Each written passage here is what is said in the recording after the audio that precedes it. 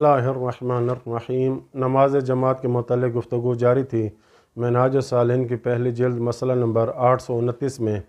Ayatollah Sistani लिखते हैं कि वो शख्स नमाज पढ़ा सकता है, जायज़ है उसके लिए कि जिसको अपनी ज़ात पे यकीन नहीं है अदालत का, यानी जिसके लिए अपनी अदालत साबित न हो,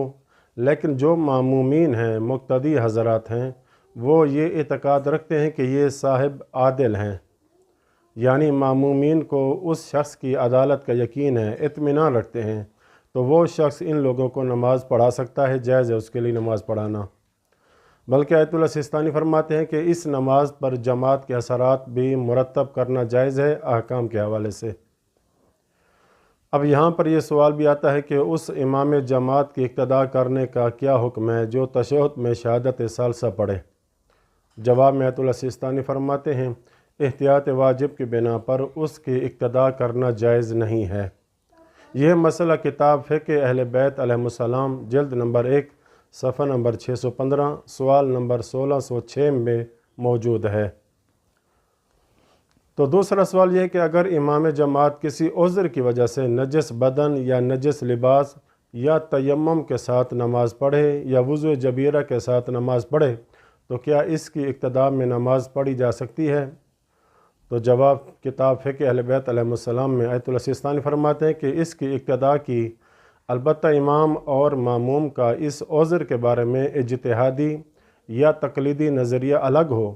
यानी एक के नज़दीक वो उज़्र सही हो और दूसरे के नज़दीक वो उज़्र सही न हो, तो यहाँ भी वही मज़कूरा बाला तफसील जारी होगी। और ये बात याद रखने की है कि इन तमाम मवारिद में नमाज जमात के सही होने का मेयार ये है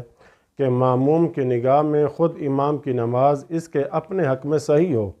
वगरना अगर मामूम को इल्म हो जाए कि इमाम की नमाज इसके अपने लिए भी बातिल है तो इस सूरत में वो इक्तदा नहीं कर सकता। तीसरा सवाल यह है कि क्या ऐसे इमाम जमात की इक्तदा की जा सकती है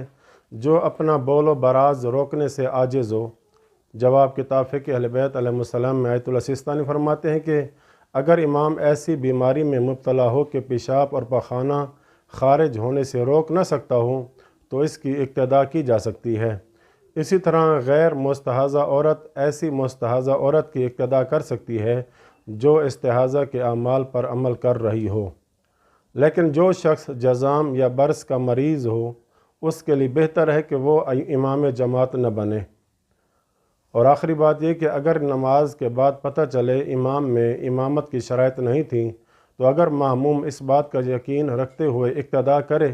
कि इमाम में इमामत की नमाज की शराइत पूरी हैं, लेकिन नमाज के बाद पता चले कि वो शराइत नहीं रखता,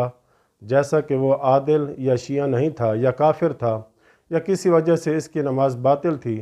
मसलन भूले से बग़ैर वज़ू के नमाज पढ़ा रहा था, तो मामूम की नमाज सही है और उसकी पढ़ी हुई नमाज नमाज जमात शुमार होगी। मिनहाज सालिहीन की पहली जिल्द मसला नंबर 832 में लिखते हैं कि इमाम बनकर नमाज जमात पढ़ाना अफजल है मामूम बनकर,